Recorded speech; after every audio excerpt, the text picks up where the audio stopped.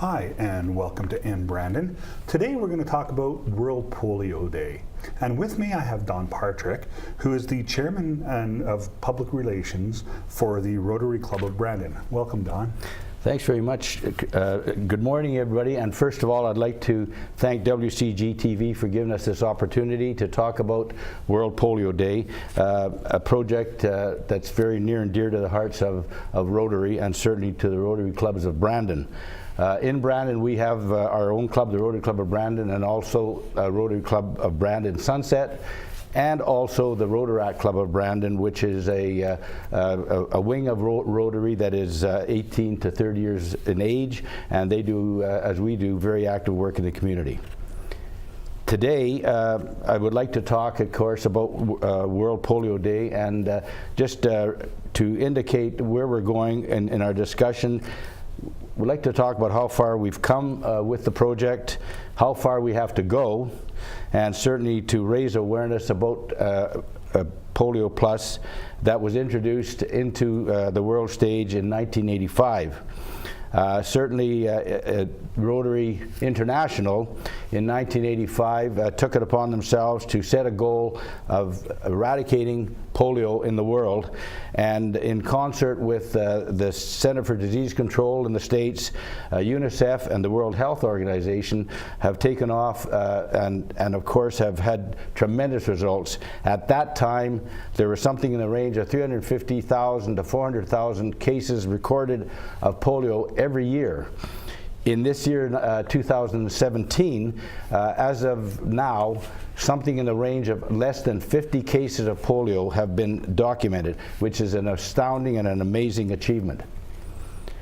I'd like to read to you a letter from the president of Rotary International, our president Ian Risley, and this is one of the magazines, and I'll read it verbatim. But for most people my age who remembered the terrifying polio epidemics of the 50s, the iron lung was a testament to how far vaccination has brought us, to the point where the once critical piece of medical equipment had literally become a museum piece. For much of the world, the story of polio is a simple one. After years of fear, a vaccine was developed and the disease was conquered. But for some of the world, the story was different. In so many countries, the vaccine wasn't available, mass vaccinations were too expensive, or children simply couldn't be reached.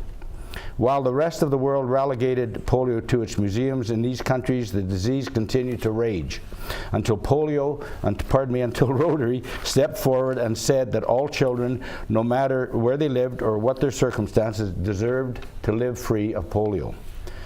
In the years since Polio Plus was launched, which is this project right here, the combined efforts of Rotary, the governments of the world, and the Global Polio Eradication Initiative has brought the number of cases of polio down, as I'd mentioned, from an estimated 350,000 per year to as few as so far in 2017. But we must reach 0 cases and stay there to achieve eradication.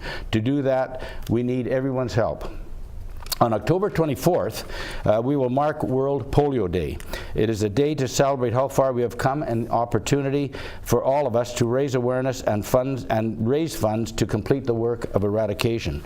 This year, our World Polio Day live stream event will take place at the Bill and Melinda Gates Foundation headquarters in Seattle.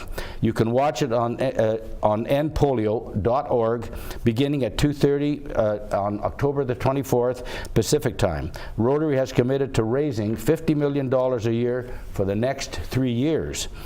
This amount will be matched 2 to 1 by the Gates Foundation, effectively tripling the value of all monies raised in World Polio Day and throughout the year. Let's make it a difference on World Polio Day and help end polio now. I'd like to just say here, like on the End Polio program, some of the amazing reasons why we want to stop it is the human cost. If we choose to control polio rather than eradicate, the virus could rebound and cause 200,000 cases a year over the next 10 years. It is achievable to effectively vaccine, to end polio and to reach all the children. It's a good investment, and an independent study published in the medical journal Vaccine estimates that the return on the global investment in a polio-free world will reach $40 to $50 billion within the next 20 years. Our polio eradication efforts have established an active global disease surveillance network that is being used for other health interventions, and as measles, vaccinations, deworming tablets, and mosquito bed nets. To set the stage, the ability to reach all children with the polio vaccine is proof that we can succeed in our next major global health initiative. Actually, in Canada, it's long not been an issue, but in the 50s, as our president referred to, there are still 31,000 or so people struggling with the aftermath of having contracted polio in the 50s. But as we all know today, it is not in the forefront in our country because basically we have eradicated it, but because of the nature of the disease, it could be only a plane ride away at any time.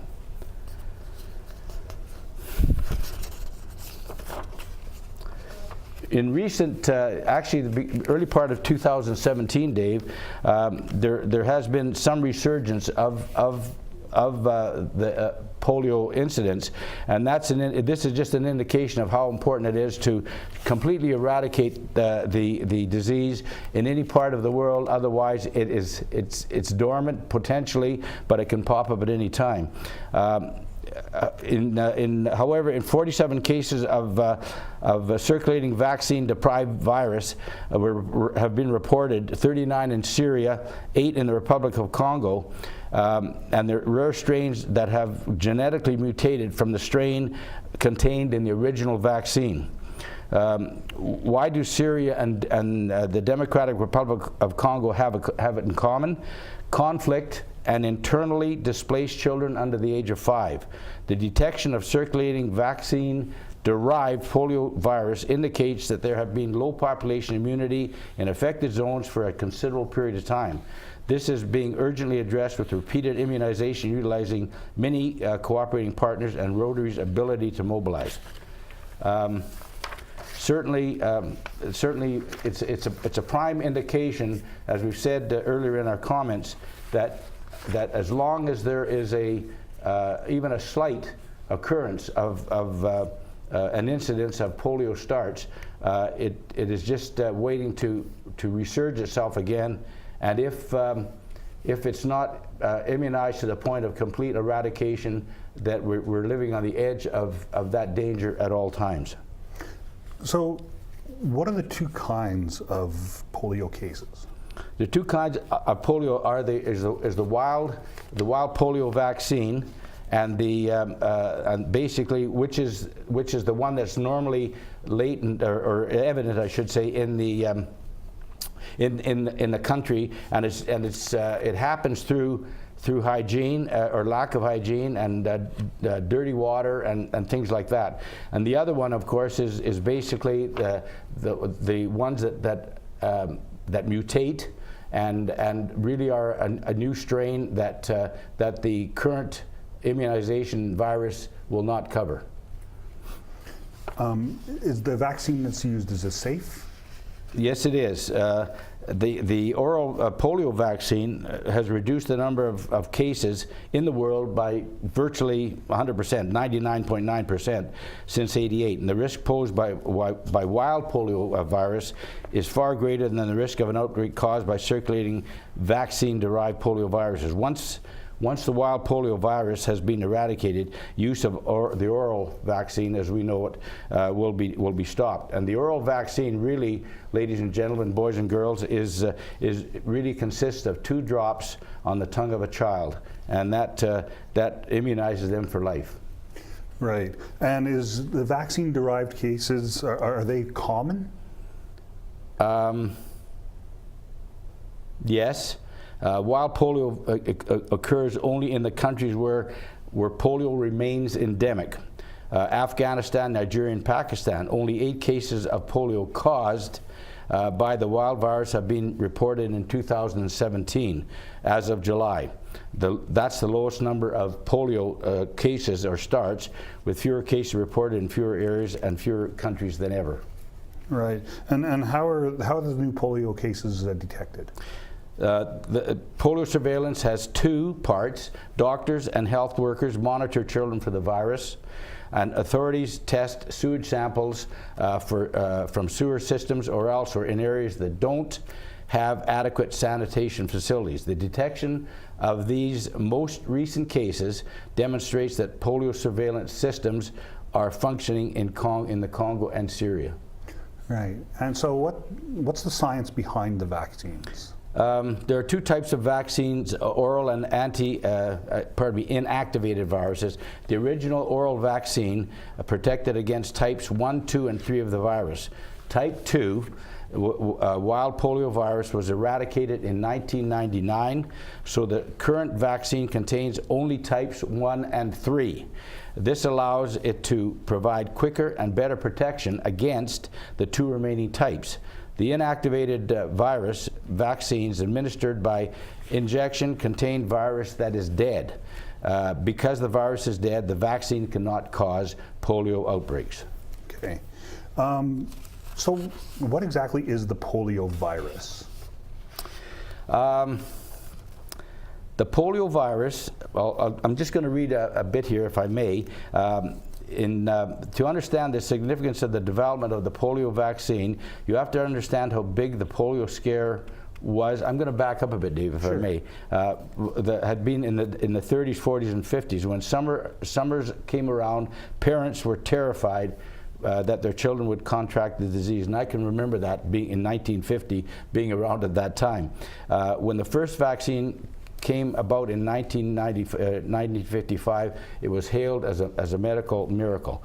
Polio became a major example of a successful vaccine, driving down case counts from hundreds of thousands per year annually to 0 in the States and other wealthy countries, but polio remained a big threat in the development world. The polio virus affects a type of cell in the spinal column, and once these cells are killed, there's no way for the brain to send messages to the muscles. The result is what's called acute flaccid paralysis, or AFP, and that muscle doesn't work anymore forever. It can't flex or contract. The virus often affects an arm or a leg, which tends to shrivel with disuse. If the disease affects the muscles of the chest, which is what people had when they had the iron lung in the days, in the chest or diaphragm, polio can be fatal because the person cannot breathe. Right. If you have to get rid of the virus everywhere in the world to come back, you have to get rid of the virus everywhere or it would come back and it will reinfect an area that was originally eliminated of the virus. Right, so without totally eradicating it, there's always that possibility that it's going to be able to come back.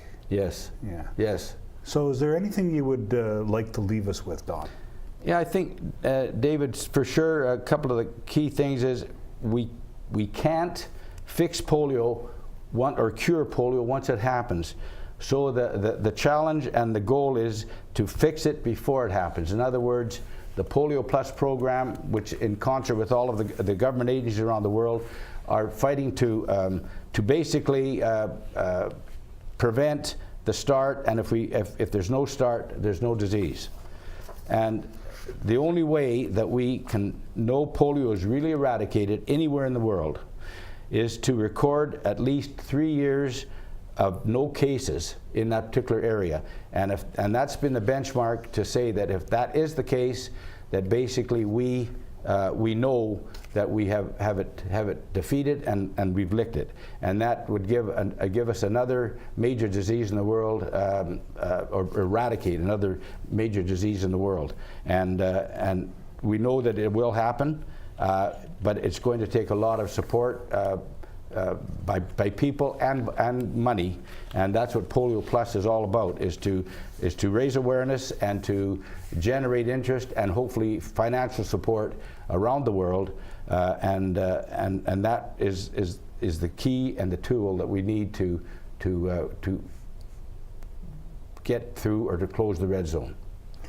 Thank you. Okay, so just give us again the details of World Polio Day and the live stream that's happening. I'm going to go back to my notes, but the live stream is going to be from the Bill Gates Foundation. And by the way, the Bill Gates Foundation to date have donated $450 million to the project, and they're and they have supported it because they thoroughly believe in it. I'm looking for my notes. They thoroughly believe in it, and basically it is, there we are. Thanks, David. The World Polio live stream event will take place in Seattle at the Bill and Melinda Gates Foundation headquarters at 2:30 on October the 24th, and you'll go to Rotary